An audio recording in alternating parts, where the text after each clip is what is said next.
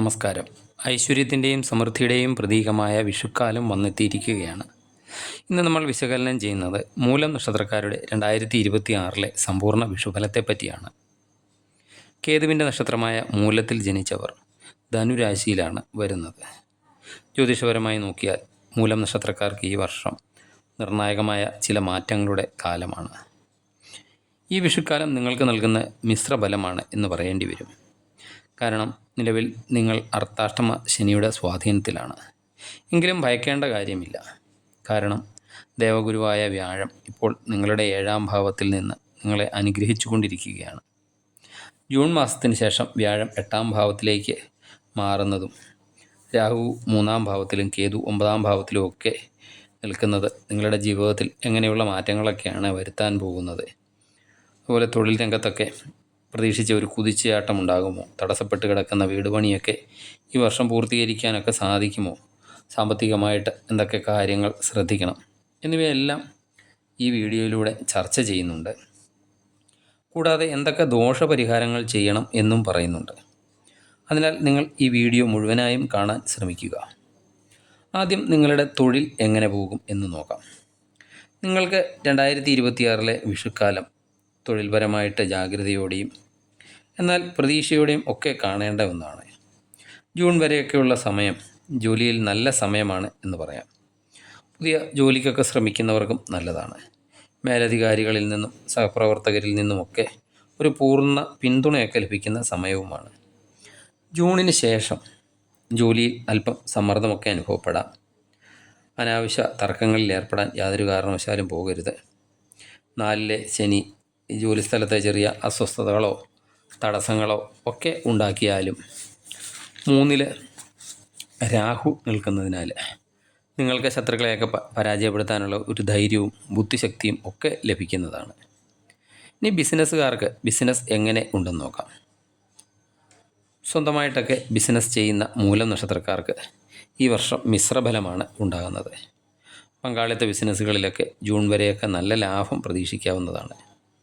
പുതിയ കരാറുകളിലൊക്കെ ഒപ്പിടാനും ഈ സമയം നല്ലതാണ്. വിദേശവുമായിട്ടൊക്കെ ബന്ധപ്പെട്ട് ബിസിനസ് ചെയ്യുന്നവർക്ക് വലിയ നേട്ടങ്ങളൊക്കെ ഉണ്ടാക്കാനും പുതിയ വിപണികളൊക്കെ കണ്ടെത്താനും സാധിക്കുന്നതാണ്. ഇനി അടുത്തത് നിങ്ങളുടെ സാമ്പത്തിക സ്ഥിതിയാണ്. സാമ്പത്തിക സ്ഥിതി എങ്ങനെയുണ്ടെന്ന് നോക്കാം. സാമ്പത്തിക കാര്യത്തിൽ മൂലം നക്ഷത്രക്കാർക്ക് ഒരു ബാലൻസിങ് ആവശ്യമായ ഒരു സമയമാണ്. അപ്രതീക്ഷിതമായ ധനലാഭത്തിനൊക്കെ വഴിതെളിയാം. ലോട്ടറി അല്ലെങ്കിൽ ചിട്ടി അല്ലെങ്കിൽ എന്തെങ്കിലും പഴയ നിക്ഷേപങ്ങൾ എന്നിവയിൽ നിന്നൊക്കെ പണം കയ്യിൽ വന്നു ചേരാൻ സാധ്യതയുണ്ട്.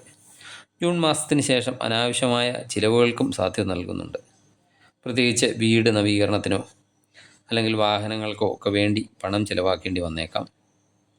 പഴയ കടങ്ങളൊക്കെ വീട്ടാൻ ഈ വർഷം നിങ്ങൾക്ക് സാധിക്കും.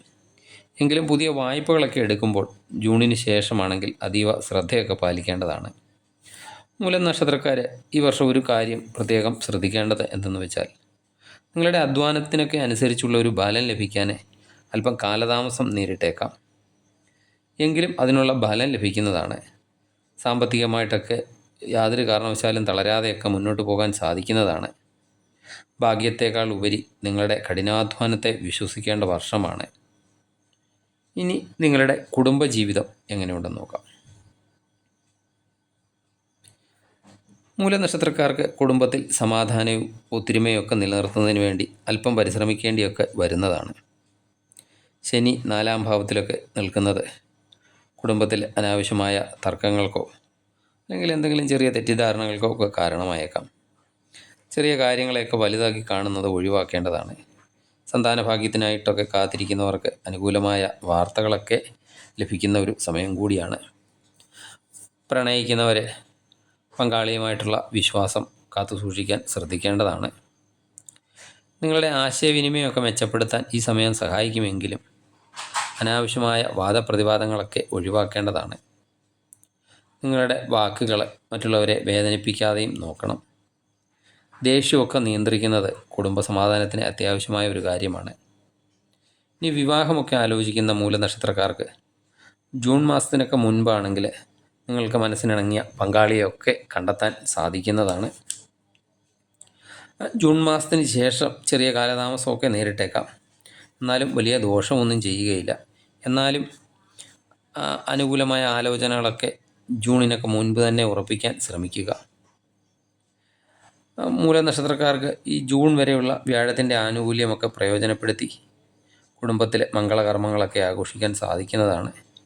ജൂണിന് ശേഷം അല്പം വിട്ടുവീഴ്ച മനോഭാവമൊക്കെ കാണിക്കുന്നത് ബന്ധങ്ങളൊക്കെ കൂടുതൽ ദൃഢമാകാൻ സഹായിക്കുന്നതാണ്. ഇനി മൂലനക്ഷത്രത്തിൽ പിറന്ന വിദ്യാർത്ഥികളുടെ കാര്യം നോക്കാം. വിദ്യാർത്ഥികൾക്ക് ചില സമയത്ത് അലസതയോ മന്ദതയോ ഒക്കെ വരാനും സാധ്യതയുണ്ട്. മനസ്സ് ചഞ്ചലപ്പെടാതെ പഠനത്തിലൊക്കെ ശ്രദ്ധ കേന്ദ്രീകരിക്കാൻ നിങ്ങൾ അല്പം കൂടുതൽ പരിശ്രമിക്കേണ്ടതായിട്ടൊക്കെ വന്നേക്കാം. എന്നാലും 3-ൽ രാഹു നിൽക്കുന്നത് നിങ്ങൾക്ക് ബുദ്ധിശക്തിയും മത്സരബുദ്ധിയും ഒക്കെ വർദ്ധിപ്പിക്കുന്നതാണ്. ഇത് മത്സര പരീക്ഷകളിൽ നിങ്ങൾക്ക് ഗുണം ചെയ്യും. വിദേശത്തൊക്കെ വിദ്യാഭ്യാസത്തിനൊക്കെ പോകാൻ ആഗ്രഹിക്കുന്നവർ ജൂണിന് മുൻപ് ശ്രമിക്കുന്നത് അവർക്ക് കൂടുതൽ ഗുണം ചെയ്യുന്നതാണ്. അധ്യാപകരിൽ നിന്നോ അല്ലെങ്കിൽ മുതിർന്നവരിൽ നിന്നോ ഒക്കെ നല്ല മാർഗനിർദ്ദേശങ്ങളും ഈ വർഷം നിങ്ങൾക്ക് ലഭിക്കുന്നതാണ്. ഇനി മൂലനക്ഷത്രക്കാരുടെ ആരോഗ്യം നോക്കാം.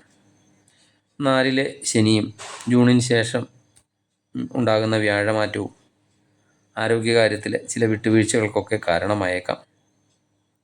വയറ് സംബന്ധമായ എന്തെങ്കിലും അസ്വസ്ഥതകളോ അസ്ഥി സംബന്ധമായ വേദനകളോ ഒക്കെ വരാൻ സാധ്യതയുണ്ട്. അനാവശ്യമായ പേടിയും ഉത്കണ്ഠയും നിങ്ങളെ അലട്ടിയേക്കാം.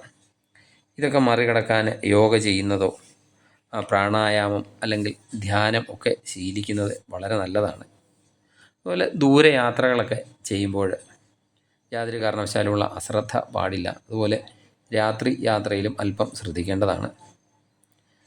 മൂലനക്ഷത്രക്കാർക്ക് ആരോഗ്യത്തിൻ്റെ കാര്യത്തിൽ പ്രതിരോധമാണ് ചികിത്സയേക്കാൾ നല്ലത് എന്ന തത്വം ഈ വർഷം മുറുകെ പിടിക്കേണ്ടതാണ്. മൂലനക്ഷത്രക്കാർക്ക് 2026-ലെ വിഷുഫലം സമ്മിശ്ര ഫലമായതുകൊണ്ട് വരാനിരിക്കുന്ന തടസ്സങ്ങളൊക്കെ നീങ്ങാനും നിങ്ങൾക്ക് മനഃശാന്തിയൊക്കെ ലഭിക്കാനും താഴെ പറയുന്ന പരിഹാര മാർഗങ്ങളൊക്കെ ചെയ്യുക. ശനിയാഴ്ചകളിൽ അയ്യപ്പ ക്ഷേത്ര ദർശനം നടത്തി പ്രാർത്ഥിക്കുക.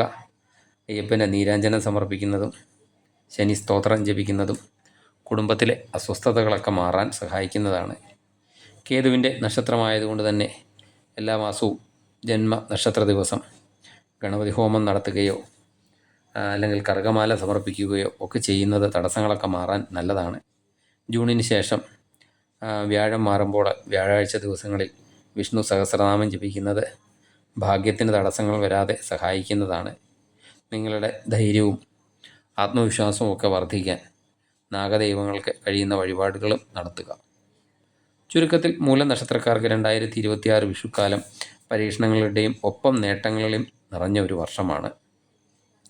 ജൂൺ വരെയുള്ള അനുകൂല സമയമൊക്കെ പരമാവധി പ്രയോജനപ്പെടുത്തുക. ശനിയുടെയും വ്യാഴമാറ്റത്തിൻ്റെയും ദോഷഫലങ്ങൾ കൃത്യമായ പ്രാർത്ഥനകളിലൂടെയും ജാഗ്രതയിലൂടെയും ഒക്കെ മറികടക്കാൻ നിങ്ങൾക്ക് സാധിക്കുന്നതാണ്.